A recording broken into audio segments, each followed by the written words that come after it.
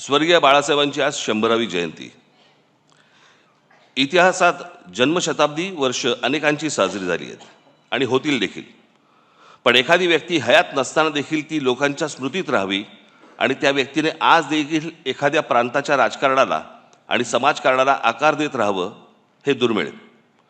हे फक्त बहुधा बाळासाहेबांच्या बाबतीत घडू शकतं आणि म्हणूनच बाळासाहेब 100 वर्षांनीच काय, पण त्यांच्या द्विशतकी जन्मवर्षात देखील लोकांच्या स्मरणात राहतील याची मला पूर्ण खात्री आहे. फक्त तेव्हा मात्र बाळासाहेबांचं स्मरण करणारा मराठी माणूस हा दुभंगलेला, खचलेला, पिचलेला आणि अन्याय मुकाट्याने सहन करणारा नसावा. आज निष्ठा सहज विकल्या जातात, तत्व सहज फेकून दिली जातात आणि राजकारण हे पूर्ण व्यवहारी झालं आहे. आज राजकारणातलं हे यश, हे कुठले मुद्दे ऐरणीवर आणले, प्रांतिक भाषिक अस्मिता किती धगधगत ठेवली, यापेक्षा निवडणुकीच्या राजकारणात किती यश मिळालं आणि त्यासाठी काय क्लुप्त्या वापराव्या लागल्या आणि मोजलं जातं, यावरच मोजलं जातं. बाळासाहेबांच्या काळात या असल्या अपेक्षांच्या फुटपट्ट्या नव्हत्या आणि असत्या तरी त्यांनी त्या झुगारून दिल्या असत्या.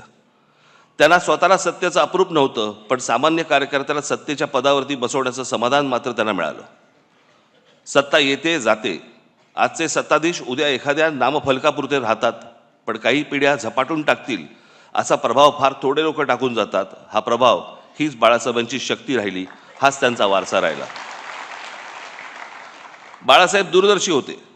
त्यांचा दृष्टिकोन आजही सुसंगत वाटतो आणि भविष्यातही राहील. त्यामुळेच ते कालातीत राहतील. बाळासाहेबांसारखी प्रतिभा परत कधी बघायला मिळणार नाही, हे जितकं खरं आहे तितकंच बाळासाहेबांसारखं राजकारण करणं यापुढे कोणालाच जमणार नाही, हे देखील खरं आहे.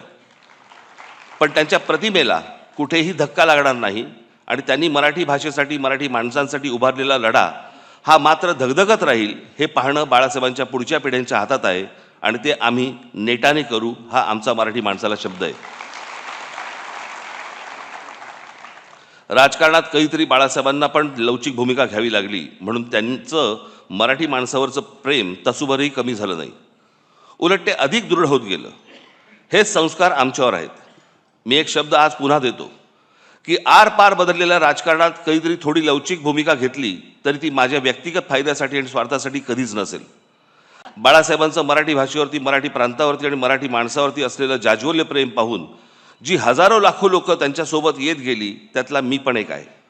त्यामुळे बाळासाहेब आणि मराठी या 2 शब्दांवरती माझी आणि माझ्या महाराष्ट्र सैनिकांची श्रद्धा, प्रेम तसूभरही कमी होणार नाही.